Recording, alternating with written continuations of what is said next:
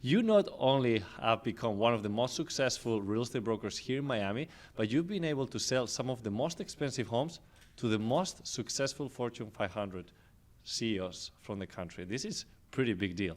I agree. Thank you. Thank you for finding me interesting enough to have on the Level Up podcast. Thank you for being here. Did you ever imagine to be yourself where you are today? Yeah, I think I did. I think I certainly manifested my career path.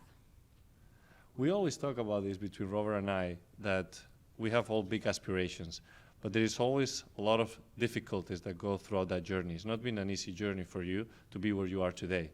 Is there any defining moment that helped you get to where you are today? I mean, that is such a broad question, right? Like, whose path is really easy? You know, anyone who has done something special in business, I believe, has had ups and downs. I think that is a natural hero's journey.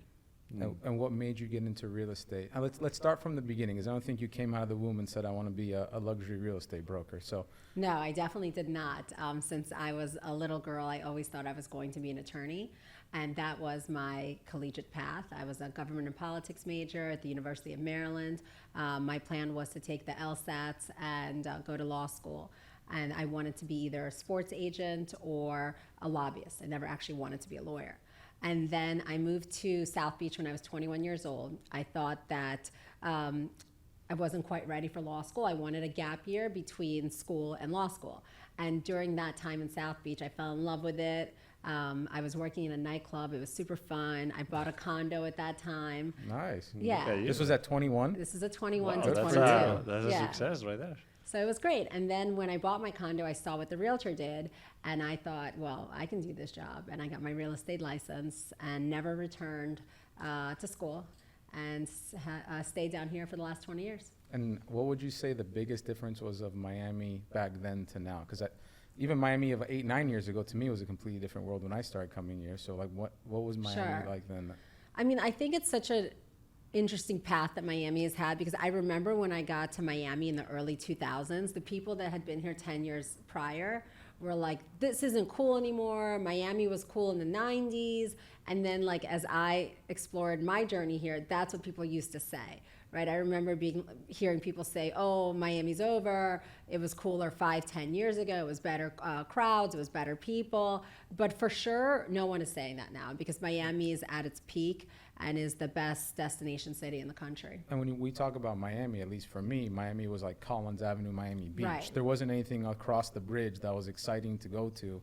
Back in the day, it was usually the Collins Avenue, the hotels, all that kind of stuff where all the action was. And now you're seeing, when people talk about Miami, it's Design District, Wynwood, Brickell, Miami Beach, South of Fifth. So how has that translated your business? Because I know you're mostly super focused in the Miami Beach market. Like, where do you see yourself now as like your biggest hot spots or the best spots for being in real estate? Sure.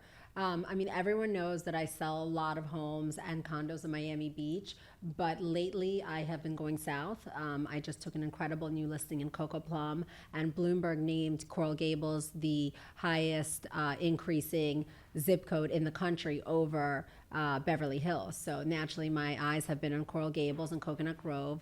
I've already been doing some substantial business in Golden Beach, but that is my region. My region is Coral Gables to Golden Beach, and I apologize to anyone who calls me and offers me incredible homes in other parts of the state, but it's just not in my wheelhouse.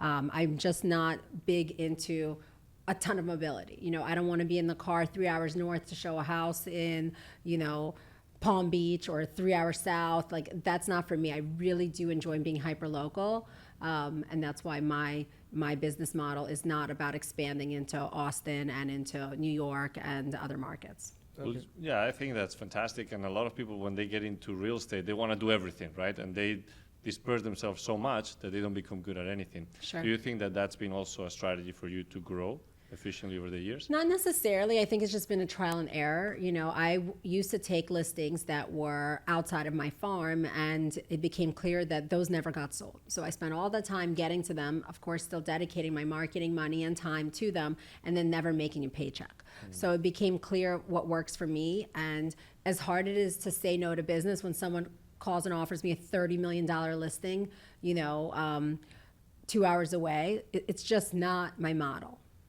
So let's go over that because a lot of people wish to be on your shoes. They're getting phone calls, hey, I want you to list my home. But for you, at the early stages, you gotta find those sellers. You gotta get people to trust you to sell their home. Sure. So what was one of the Yeah, strategies how did that the you focused on? 22-year-old Dina Yeah. get listings? She didn't. She was a buyer's agent almost exclusively. Got it. So Oh. how'd you get buyers? I actually partnered up with someone in my office at the time. We had an office right off of Lincoln Road, literally on the block that you've just acquired. And she came to me and says, hey, I see you're hustling. Her name is Slaja Stantic. And she used this amazing line that I'll never forget. She said, but you have to list to last. And I saw listings as a burden, right? I saw listings as time consuming, expensive, and no guarantee that something sells. So I was almost exclusively focused on buyers. And having this, one liner put in my head, this you have to list to last, was such a different perspective on the business. And we started cold calling, we started door knocking, we chose farms. In particular, she and I focused on the Venetian Islands, where to date, I've sold 65 homes. And that is what slowly transitioned me into being a listing machine. But Wow. how did you take the gamble, right? Like Right. in theory, we're talking about something where, or in actuality, we're talking about the fact that you had a successful job working somewhere, you bought your own condo, you're making money. As we all know in the real estate industry, especially in the brokerage side of things, you eat what you kill. So if you didn't sell things or if you didn't get buyers to come your way, you're Sure. not putting food on the table. What made you make that gamble and that switch? Because a lot of people that I know, especially the younger brokers that come into this, 90% of them fail. And they think that just because they're a pretty face or have good energy, they're going to be a broker.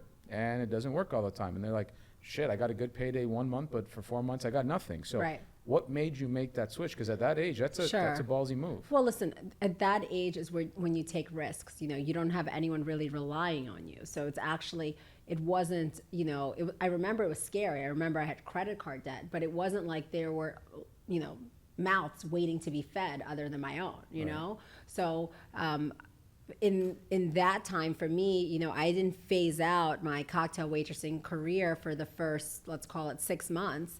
I would give up a night, I'd give up another night, I'd only work Saturday night until I started seeing like, hey, I have some deal flow here. I'm out of debt and I can continue, So right? it wasn't a drastic, I'm done with this, I'm moving to this. You were testing the waters, got your feet wet a little bit, and then you saw progress. Yeah, but again, like I was very young, and for, 6 months felt like a long time because, of course, I didn't want to be in nightlife when I was expected to wake up early and service clients in a professional manner, and not start my day at 12 o'clock. But it was, if someone is making the transition into real estate when they have a spouse and kids and have to give up a job to go hustle as a realtor, that is scary. For me, it really wasn't much of a risk at all, and no one was depending on me, Right.